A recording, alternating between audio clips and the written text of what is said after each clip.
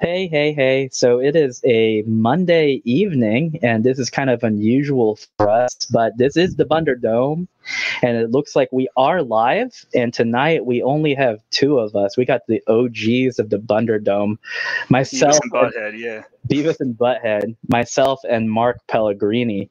And tonight's topic, we'll actually be going through it really quick. I don't know how much more there is to discuss or how much we really want to talk about. But the first thing that we're going to talk about is credit corrections on the Red Rooster. And to preface this, many of you there's actually a lot of people, Mark, who don't even know that you wrote the script on this thing. So I guess it's because it was so long ago, like 2 years ago. Yeah, people kind of forgot that I had any involvement in Red Rooster. Yeah. So as soon as we got off the air on Friday, I think within an hour or two, the digital version went out. And over the weekend, I know that two people for sure, or at least three people reviewed it. I know General Grudge did. And I think he kind of had a mixed review. You had JDA, which was largely positive, and then you had SWC Revived, who I don't even think that they knew that your involvement with it at all, and theirs was largely negative. But people like John De La Rose especially, they had some questions regarding the nature of the credits because it seemed kind of confusing. And then you yourself actually kind of corrected the record in at least two or three instances. So we just thought that this would be a good opportunity as the writer of this to kind of set the record straight for yourself. Yeah, I mean, it's just a real quick correction. So the credits page. Well, all right. So here's what happened. I didn't get a copy of the digital PDF comic.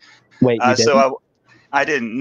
So over the weekend, I was getting a lot of messages from people, asking me questions, saying, "Mark, did you do this? Mark, did you do that?" And on the credits page, it says this. And I was seeing some of the reviews, like John De La Rose's, and I watched some of the SWC Revived, and it was funny, but it was also brutal. But that's the way they do things. So I mean, it's all in good fun. But people were confused, and I was even more confused because I didn't have a copy to look at, so I didn't know what they were talking about. Eventually, one of the backers Let me just stop you right there real quick, just for people who are listening to this live, because some people have been saying that that's typical. It might be. As far as I know, it's not, because I've worked with you, I've worked with Chuck Dixon, I've worked with Doug Ernst, and typically the team is given a proof so that you can look at it. Because even for someone like Brett Smith, as a colorist, if I make a color correction, he's very sharp on colors, and because it's his work, I want to send it to him so that he can look over it. So a lot of people who think that it's kind of normal, I mean, we honestly don't know. We're not part of the industry. But well, every company has different ways of doing it. So what I've heard is that DC sends comp copies to the creators, and Marvel doesn't, unless you have a special contract with Marvel. But everybody does it a different way. To be clear, so you were not given a copy. No, and that was what led to me being more confused than anybody else. But eventually on Facebook, a backer got in touch with me when I mentioned that I didn't have a copy and I don't know what anybody's talking about. And he sent me his copy of his digital copy of Red Rooster #1, so I could actually take a look at it. And immediately when I saw the credits page, like, okay, that's why people are confused about what I had to do with it. So the credits page, let me look at it real quick. So the credits page says art and story, Mitch Breitweiser, created by Mitch Breitweiser, writer Mark Pellegrini. And I think that's what was confusing people, because they don't know the difference between story and writer. John De La Rose especially was confused. He's like, I don't understand. Mark wrote the comic, but he didn't write the story. What? So here's the credits that I think are more accurate. Created by Mitch Breitweiser. Red Rooster is his intellectual property. His character, I was work for hire. He brought me on to write his Red Rooster comic. But the story was co-developed between us. We worked together on this story. I do feel like I should have gotten a story credit on this because, again, we both worked together to craft the story. But regarding the credit that says writer, that should probably read script, because I did write the script for it. but it was changed, and that was one of the things that was confusing me a lot when I was watching some of those reviews, was that people were talking about the dialogue and they were referencing dialogue, and I was like, wait, I didn't write that. So I was kind of surprised that my script was rewritten. At least the dialogue was. The panels that I wrote are drawn pretty much as I wrote them, which is why I feel that a story credit would have been more accurate. But the dialogue, in some places it's untouched, while in other places it's like completely rewritten. I don't know by who. I'm assuming Mitch rewrote it, but maybe somebody else who works for Allegiance Arts did. Whatever the case, I think whoever rewrote it should have an additional dialogue credit, which is fairly common actually in comics. Batman TMNT Volume 2 had a guy who had a credit for additional dialogue. So that's a pretty normal thing. I just think it's more accurate because I have people, especially in that SWC Revived video, they were just excoriating the dialogue, and some of it was mine and some of it wasn't mine. So I just appreciate, if I'm going to take criticism, I like it to be for something that I actually wrote. But yeah, so I think the correct credits for Red Rooster #1, and I hope that Mitch corrects them for future printings. This is the digital copy. There's going to be the Indiegogo copy whenever that comes out, and the Walmart copy whenever that comes out. But the correct credits, in my opinion, the correct credits factually are Red Rooster created by Mitch Breitweiser, story Mitch Breitweiser and Mark Pellegrini, script Mark Pellegrini, additional material or dialogue Mitch Breitweiser, whoever it was that wrote it. Yeah, because I think a lot of people don't know, because it was such a long time ago. When you were working on the script for Red Rooster, Patrick Stiles was not involved at the moment, was he? No, it was exclusively just Mitch and I working on Red Rooster.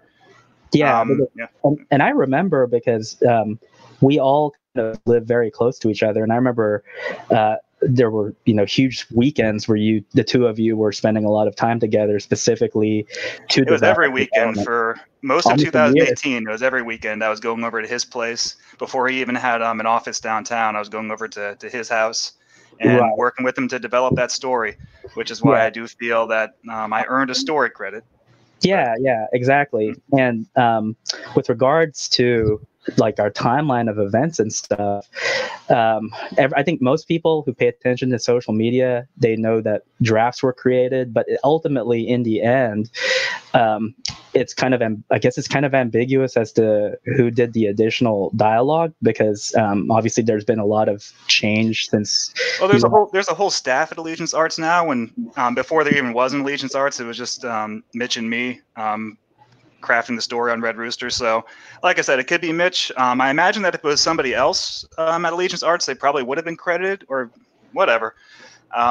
That's all it comes down to. Is I just think there should be proper credits, because it is confusing people, especially the way the credits are written, art and story being separate from writer. People not getting, like, again, JD's review, he's like, so did Mark just caption in the dialogue over Mitch's story? And like, oh no, I did a heck of a lot more than that. And especially when so much of the dialogue was rewritten and it's not my words, I almost feel like I have more of my contribution in this issue is in the story than in the dialogue. Like the plot points, like the beats, as in the plot. Yeah, the plot beats, the pacing. Now, obviously, I don't agree with a lot of the dialogue choices for what was changed. So when you write dialogue, there's a rhythm to it. There's a cadence, so that the conversations flow back and forth and they sound organic. That's the difference between having characters talking with each other instead of talking at each other. I wrote the dialogue very specifically to have segues and to flow and have a rhythm and a patter. I don't think that came across in the rewritten dialogue, whoever is responsible for that. But again, I'm biased because, I wrote my version and someone, Mitch or whoever, Patrick, I don't know, came in and changed it. So obviously I have a biased viewpoint on it. But some of the dialogue, I saw people complimenting and criticizing both mine and the mystery writers. So. Yeah, and you have thick skin. I mean, like, yeah. like we were. Oh man, I've had some bad reviews of stuff, and I have that Ninja Turtle site, TMNT Entity, where I criticize the shit out of so many comics, and if I can dish it out, I got to be able to take it. So Well, not Nobody just spare that, my feelings. It's all good. not just that, but we're not professionals. So in the last 2 years, I would think that we have grown somewhat. I mean, I look at some of our early work, and I don't think there's anything that's particularly, but just as an artist, I look at some things I drew, and I'm like, my gosh, I would have drawn that completely differently, Well, knowing that's what I the do other now. thing too that you mentioned that. So I mean, I wrote Red Rooster in 2018. It's 2020 now, and I published a lot of stuff in between. I mean, I'm working on the third volume of Black Ops. I wrote Kamen America. We've done 3 volumes of Wall Might. I've probably done 5 or 6 comics since I wrote Red Rooster. So Red Rooster is actually probably my earlier work, even though it's coming out now. And I have grown and improved a lot just through sheer practice of doing all these comics since 2018. So it's rougher around the edges than how I would write things now. I won't put it that way. And I think what it ultimately boils down to, as far as credits are concerned, I think pointing that out is good, because, for example, even if it's like a work for hire, if the quality of the work is good and largely maybe along the lines of like JDA, where it was largely very positive, everyone wins, and that's fine. But obviously, if there's something that's egregious as far as storytelling or the criticism regarding it, your name is attached to it. And so I think it's almost important that at least on your end, that record be straight. I mean, I can't even comment on the script because I haven't seen it. I know that the only 2 people who publicly have seen it are Douglas Ernst and I think Edwin Boyette. So yeah, and they gave me a lot of feedback. They're very positive in their feedback, though, because they're both really nice guys. But they also didn't spare me helpful criticism. And in turn, I've reviewed Doug Ernst scripts on both Soul Finders, and I've helped him out with that. He was probably a lot nicer in his critiques than I was in mine. I was trying to be sassy. You read my write up for him, but yeah, I had to warn him because I was like, hey, there are these parts here. That part of the edit is not. That was me. I mean, so Doug was in the military. He's got thick skin, and he knows me. We've talked, so he knows that I'm kidding. But yeah, when so I think only Edwin and Doug Ernst read the actual Red Rooster script. They're both positive about it, and they relayed that positivity to Mitch, which is kind of why I was surprised that such a large portion of my dialogue was rewritten. I mean, I offered to do tune-ups and to do tweaking of the dialogue before it went to publication, but didn't happen. So yeah, if Mitch did have any issues with my dialogue, like he didn't like it, he never expressed it to me. So that's why I was really surprised. As far as like timeline is concerned, I'm guessing you hadn't talked to him in a while, like last year. Not since last year, no. Okay. Yeah. Well, that's well, I guess. Oh, there's one more thing I guess that needs to be cleared up, because I do get this a lot, and I have to correct people really frequently on Twitter and Facebook and social media. There seems to be a confusion about what I got paid on the Red Rooster Indiegogo, and I just need to tell people I did not get a cut of the Red Rooster Indiegogo money. People seem to be under the impression that I left with like $90,000. That's not how my contract worked out. I got paid my page rates plus a bonus for having the script in early, and Mitch paid me out of pocket. I did not get any of the Indiegogo money. So I just want people to understand that, because I keep getting it. We're like, Mark, you made so much money. I'm like, no, I made a fair amount of money plus a bonus, and I'm satisfied with the money I got, but I didn't get rich off of this. All that money is Mitch's. That's kind of the irony about it, is it doesn't matter how much crowdfunding we do, because I have an LLC set up. My accountant makes me write a paycheck to myself. So I'm basically 2 entities spread out, which means that between our projects, we essentially just get paid a page rate. We're not making out like bandits, no matter how much or how little we make. It's going to be one kind of monthly thing that we get. So that's just kind of a misconception that some people may have. I think it's something that, even though I've set the record straight here, I'm probably going to be correcting people until the day I die, where they're like, Mark, you made like 90K off of that Red Rooster Indiegogo. I'm like, no, I didn't. That wasn't how it worked out. And I can't expect anybody to know better. They haven't seen my contract. They don't know. But it's just something that a lot of people are just got the wrong impression. Like, no. I will say this, though, for people who are wondering on Twitter, like the thing I posted, it was in Black Ops issue 2, because I wanted to show this to people because it's like been 2 years in the making. But in the digital preview, there's a part where like a kid gets a card. Here's the irony about it. I have the download, but I actually haven't read it yet. It was during one of the reviews, but it was like, oh, this kid gets a card. I'm sure that's going to be important at some point. It's important because it was a tie-in with Black Ops issue 2, which came out. Geez, did that come out last year or the year before? Year before last, because Hair Trigger came out last year, and Guns of the Patriots came out in 2018. Yeah. So if you have issue 2, the epilogue, it's a 2-page epilogue. That's where it's at. So if you're looking on Twitter and you're like, where is this art? That's the tie-in. So if you have Black Ops issue 2 and then you have the preview of the Red Rooster, then it'll make sense. If you have Black Ops issue 2, you should probably get that CGC slab because it's a very rare comic. Yeah, full disclosure, neither Mark nor I have any extra copies. I have one copy, and it's signed by you, me, and Dave Dorman, who did our covers. And I don't even think it's a readable copy. I think I framed it, so I can't even take it out. So if you have that, congratulations. I think that's the one comic that people want whenever they meet us, because they know that the books themselves encountered some problems during the Diamond distribution.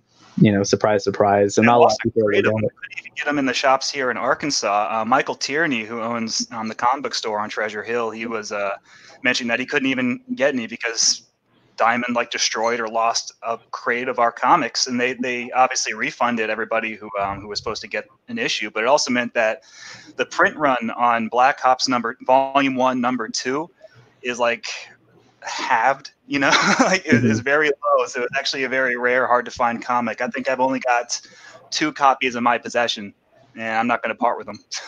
It's hard because we do a lot of conventions, and typically we don't replenish stock, especially as far as comics are concerned.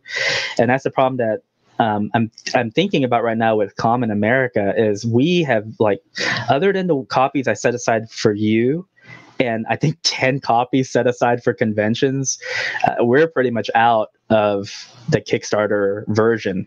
And, people are always like, well, why don't you just reorder? It's not as easy as it seems, because obviously with comics, the more you order in bulk, the cheaper the price is. But then it's a give and take. Do you want to have 500 copies lying around? Will you be able to move them?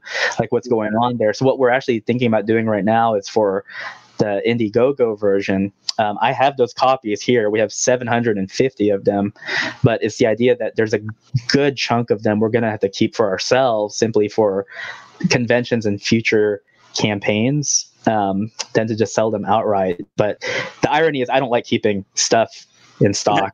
I don't have room.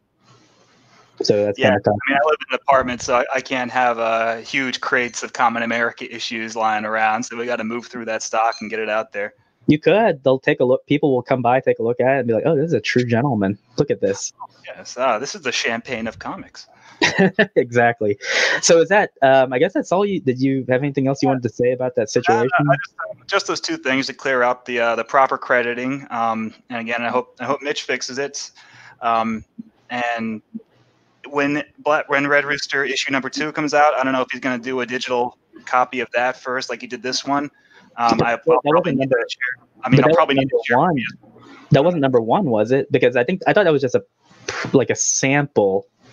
The cover of the PDF says Red Rooster number 1, and it's guessing. Again, he also, I think I don't know what he's doing. He's clearly rewriting some of the stuff that I wrote, so there's probably big changes in it from what I originally did. So I don't know. I'm not an Allegiance Arts employee, so I'm out of the loop. Okay. Okay, well, I guess that settles that. I guess there'll be some, not necessarily updates, but I guess when the next digital download comes, we'll just have to wait and see. But yeah, the 3 reviews up right now for anyone interested. Jean Delarose has one. SWC Revived has one, and I think General Grudge, he has one, but it's not on YouTube. It's on his Blogspot, from what I could tell. And the only reason I found out about that was because John Della Rose showed it to me. So go and check it out. In the meantime, we're going to give you guys a quick update on our current and future projects. This is actually really important, but there are 59 backers for Kamen America who have not filled out their backer survey. Now, I empathize with you guys, because the reality is that I don't think it's a very efficient system that they do with it. So the way that it works on Kickstarter is that you don't get charged until after the campaign is over, but then I have to send everyone kind of this sheet where you fill out your address information and stuff, and you have to get that to me.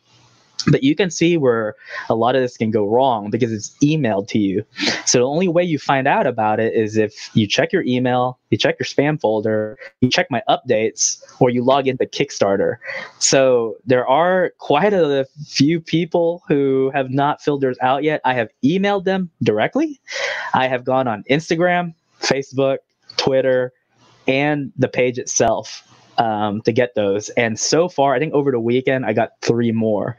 So we're inching towards there. But if you are YouTube only, which I know some of you are, that's pretty much the only social media you consume.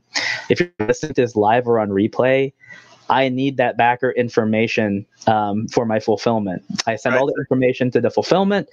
We are going to fulfill by next week. So Kickstarter is going to pay us by either Friday or by Monday of next week. And we have packed everything. We spent the whole weekend packing books. If you don't give us your backer information, you're not going to get a book. And then if you contact me and say, hey, where's my book? I'm going to point to all these updates that we did saying to send it over. So if you start to notice on social media or whatever, everybody else getting their Kamen America comic, but you, it's probably because you're one of the 59 people who didn't fill out the survey to confirm your address, at which point go and fill out the survey so you can get your copy. Yeah. Over the weekend, we also inspected pretty much 90% of the stock, because there were 4 of us. I was actually over there helping with fulfillment. And there are like no imperfections this time around. They always say, so the printing companies will typically give you a 5% overhead increase. So they'll give you 5% of your stock extra just in case of incidentals. But I don't think we're going to have the problem this time around. As I mentioned before, there's a couple of surprises that we have with this book that we're not going to tell you about. So it's like a secret when you get yours, but we're really excited for people to get their copies. The 4 copies that I pulled out to read through myself from beginning to end had no errors in them whatsoever, no discrepancies in print quality. So we hope that everyone's happy with what they get. Indeed. Sorry, I was looking at the chat, seeing if there's anybody who had any questions. It's kind of active tonight. I think it's probably because there's nothing to do with the self-quarantine or whatever. Yeah, right. I mean, that's so, yeah.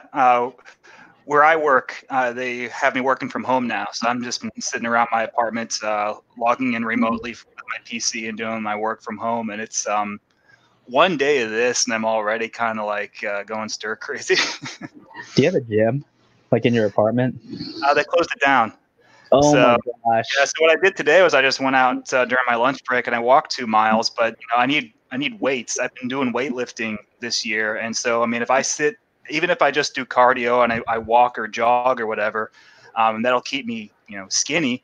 But I'm gonna lose all that progress I was making on my weightlifting, and I'm gonna have to start over from scratch once the self-quarantine is over, and that's gonna suck.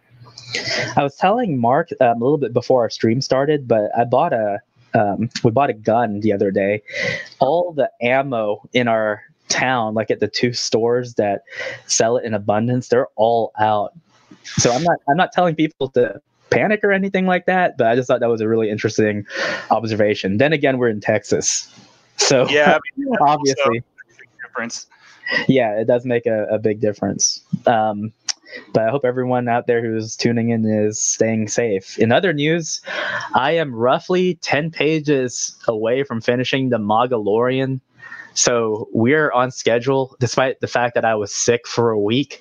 I said that we would finish the book by the end of March, and it does look like we're going to be done a page a day, probably not by the end of March, but definitely within the first week of April. We'll be finished, and then after that, we're going to move on to Black Ops 3. Yeah, I've already started scripting Black Ops 3. It's going to be a 64-page book, which is one of the biggest ones we've done, I think.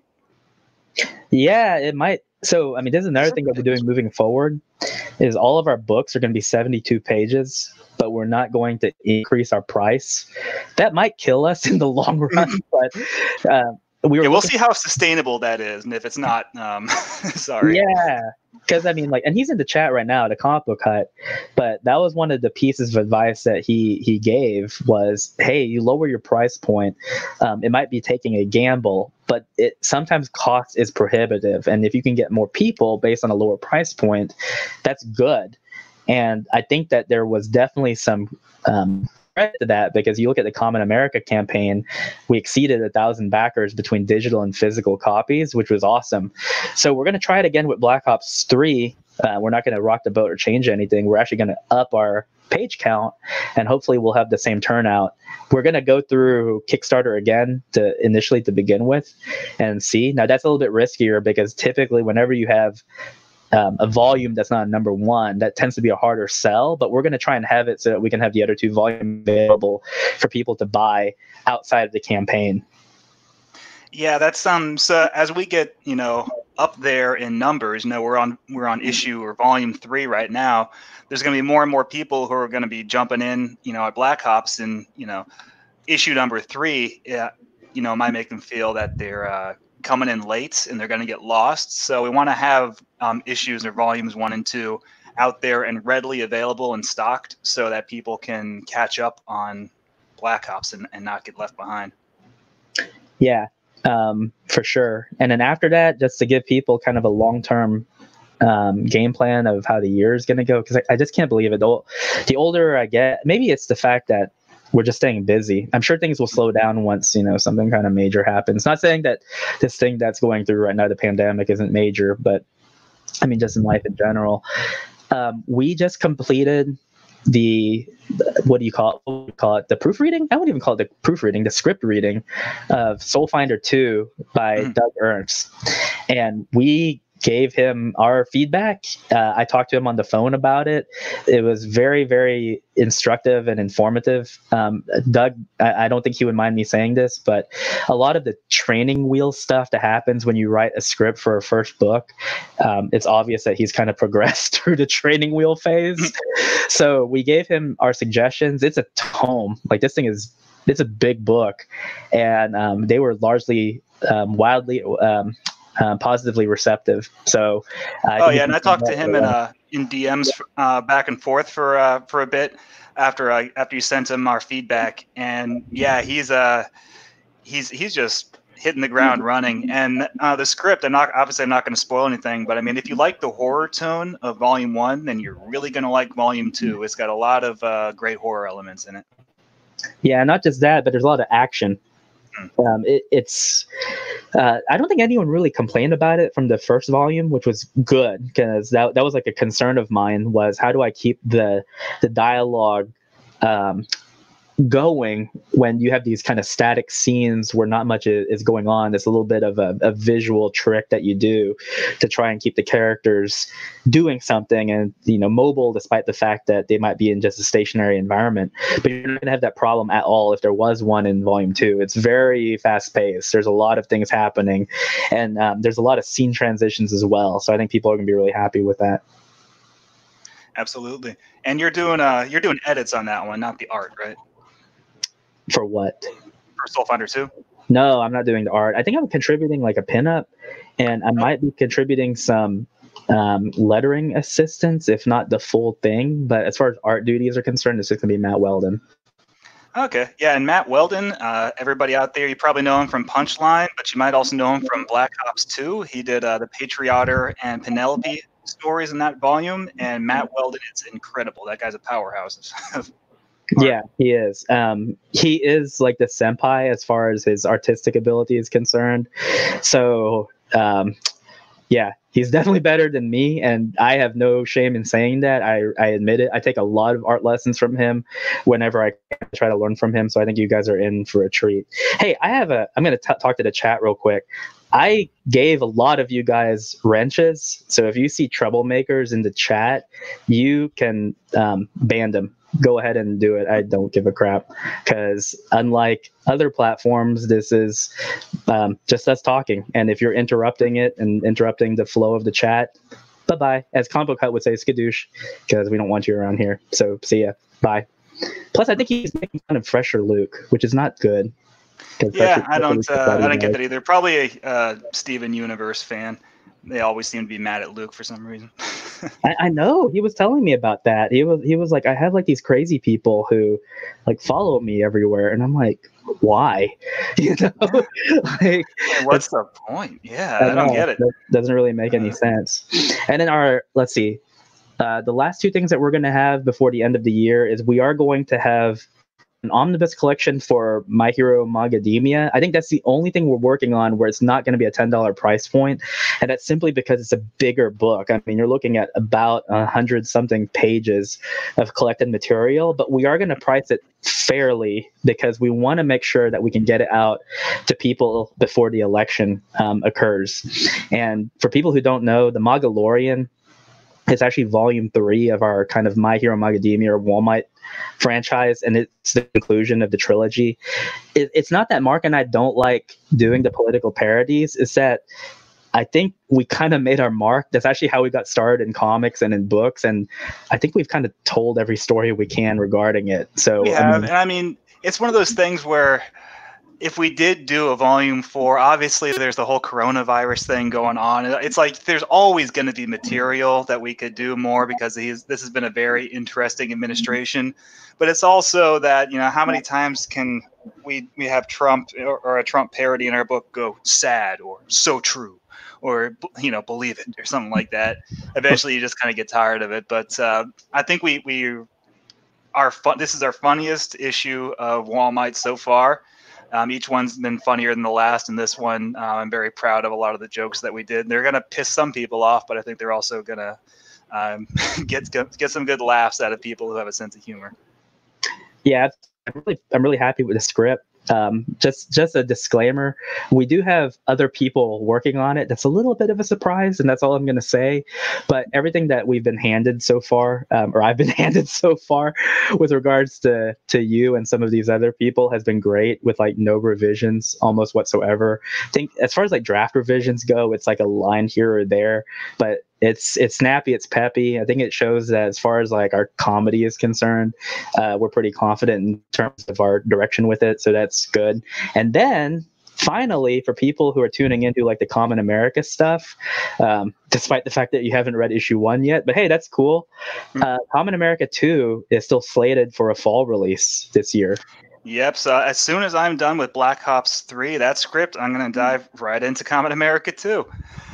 So that one, we're always busy. we always go from one thing directly to the next. As soon as I finish a script, Tim starts drawing it, and then I start writing the next one, so it's ready for him by the time he's done drawing that previous one. So we're a machine. Mark, if you don't mind, I don't know if you have a page open. You might have to turn off your mic to do this, but if you can you deputize Zippy the Unicorn? I don't have authority to do that. I think only you do. Oh, well, I think it's whoever. I think it's whoever's running the Bunder Dome at any given time. So it's probably me, but I'm talking, so I don't want to like open up another window and do this. No, I can't. All I have is go to channel or report or block. But I don't want to do that to Zippy. You have block? I guess I'm a wrench technicly. Yeah, you are technically a wrench. So get rid of somebody. Get rid of that one guy. Get rid of Chris Hansen. We don't like him. All right. Skadoosh. There we go. Everything is bad already. The blue wave of quarantine says 6-scale combat. I don't know why people would be mad. This stream wasn't negative. I was just, who knows? There are just people out there who are bitter. I don't get it. Sad. So sad. So sad. Yeah, but that's about it as far as like our updates are concerned. I mean, I don't know what else there can be to talk about. As far as Yeah. okay, wait, hold on. I do have a schedule of stuff. Thursday, I'm gonna have Pocket Jack's comics on the channel. He just launched. I know for a fact that he launched or opened up a variant cover for Guinevere and the Divinity Factory, and I know that he's on the cusp of launching a new book as well. So he's going to be on Thursday. But do you have any guests lined up or people that you can? Well, I'm going to be on the Comic Book Huts channel on Friday at 3 p.m. Eastern, which is what 2 p.m. Central. So yeah, I'll be on the Huts channel on Friday. We're just going to talk. I don't know. We're going to talk movies and comics and stuff, I guess. Yeah, it was a lot of fun. I was on with him last Friday, and before that, he's had some really good guests on. Of obviously, he's had John De La Rose. He's had Doug TenNapel. I think he had Captain Cummings on as well, and he's a really good interviewer. It's been kind of interesting, just looking at his channel growth over the last few years. He's gotten really good at kind of being more comfortable in his own skin, so to speak. He has kind of like a groove going, so that should be a lot of fun. Are you guys going to do the animation streams? Are you going to pick those back up, or? Well, I mean, as long as Luke wants to keep doing streams, but Josh is still busy. He's catching up on all of his animation work that he's been doing. So, well, I'll get in touch with Josh again and ask him if if he's not busy anymore. There are a few things that we did want to talk about. So, there's one that we set in the back burner that we wanted to do for when we got back on our feet. So.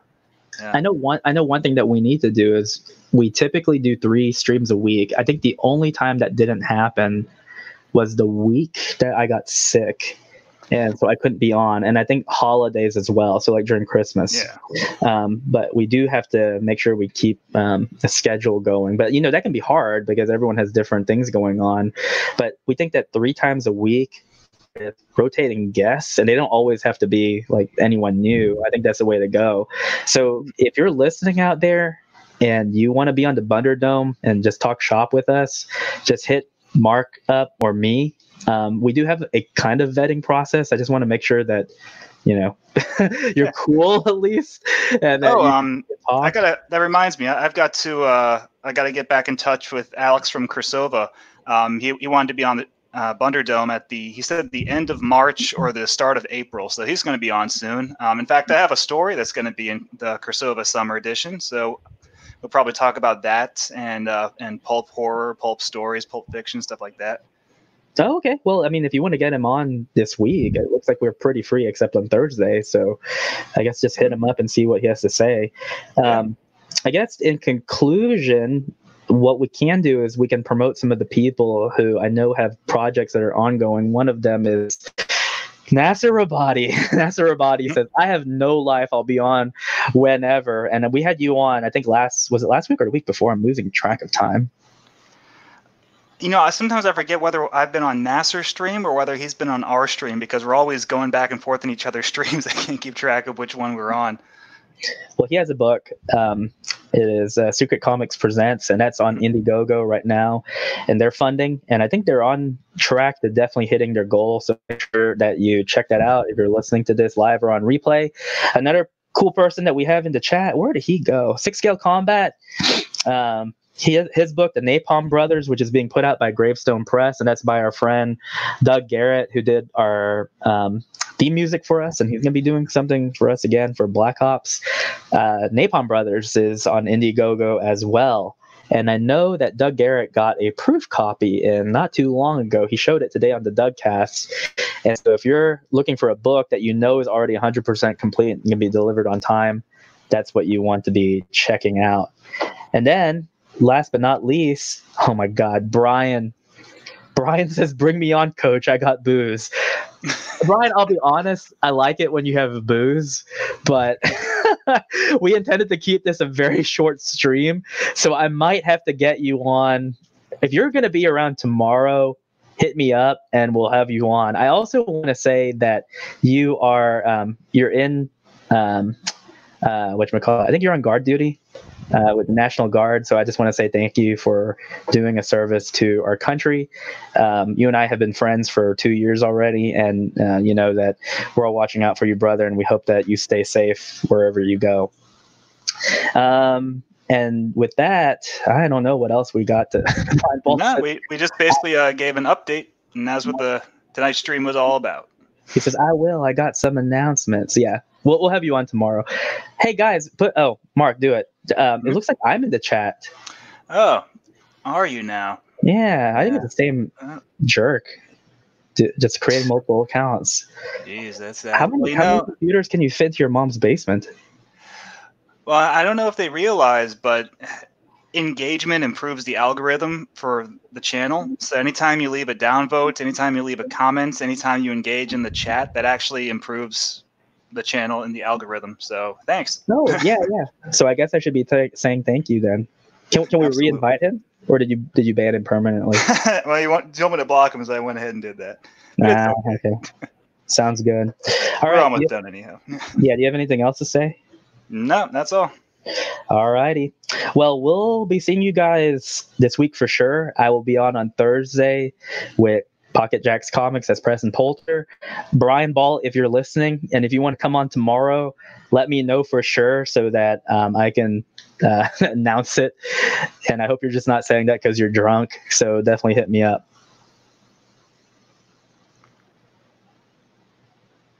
Mark, did you have anything you wanted to say? I thought we were done. No, I'm done. Okay, great. Well, as Vickyverse says, everyone have a fantastic night. I actually have to get back to work because I have to finish, I think, 3 more panels of the Mongolian and lettering them as well. But everyone have a good night. Take care, everyone. And I guess I will be on with Brian Ball tomorrow night. So see ya. Bye.